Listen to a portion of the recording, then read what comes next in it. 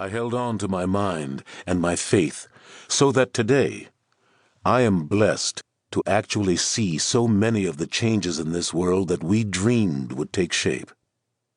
And now, I can share what got me through, my guiding philosophy, so that anyone feeling victimized by peers, or impatient with our government, offended by the inequities of our economy, or wondering about the road to success, will be inspired.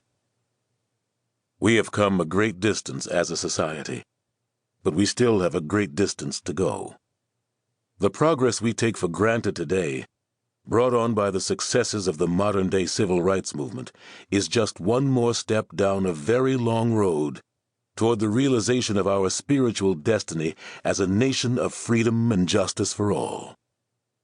There is still much more work to do. One movement will never offer all the growth humanity needs to experience.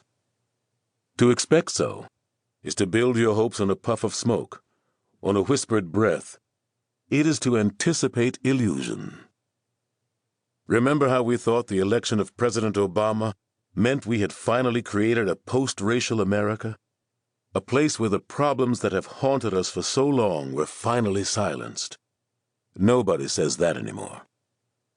We no longer dwell in that daydream. We were shaken to realism by the harshness of what we have witnessed in the last few years. The vilification of President Obama, a drive to wreck his legacy, to undo the progress we have made as a nation in the last 100 years.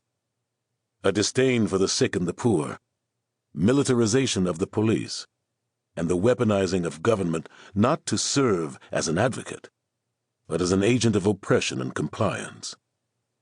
We have seen the suicide of Khalif Browder, who died trying to defend his innocence in a system that could only see his guilt.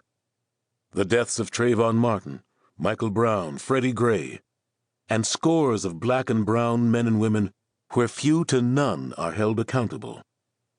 We have seen the rise of hate groups in America, murder at the Holocaust Museum, the mass deportation of immigrants, the harassment and murder of Muslims.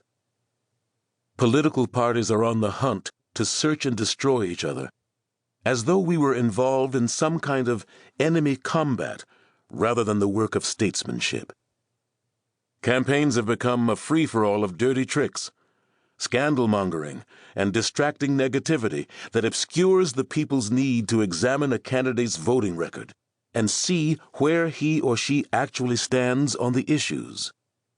I find myself asking my colleagues today, why do we have to be so mean? Is there something in the air we breathe or the water we drink that incites us to bring one another down, to violate one another with so much glee? President Obama was called a liar during a joint session of Congress at a State of the Union address. It was probably the lowest point of decorum I have witnessed in more than 20 years in the Congress. A campaign volunteer aggressively subdued a woman and stomped on her head prior to a 2010 senatorial debate in Kentucky. The woman, who was holding a satirical sign, had approached the candidate she opposed for a photo. The campaign volunteer said he acted to protect the candidate, but commentators speculated that he was enraged by the woman's sign, regardless of the cause. The assault, which was caught on video, was shocking. Ironically, the abuser went on to demand an apology from the victim, saying, "I would like for her to apologize to me, to be honest with you." But once we witnessed this kind of tragedy, it seemed we had not had enough. In the next national election, the intolerance of difference got even worse. It became a rallying cry couched in code words, "Make America great again," as though diversity had damaged, not uplifted our civilization. Even I, who has looked down the barrel of a gun with only my faith to defend me, would say there is a unique hostility in these times that almost seems worse to me than what we experienced in the 1960s. It is true, we were confronted with state-sponsored brutality, and people died because of the complete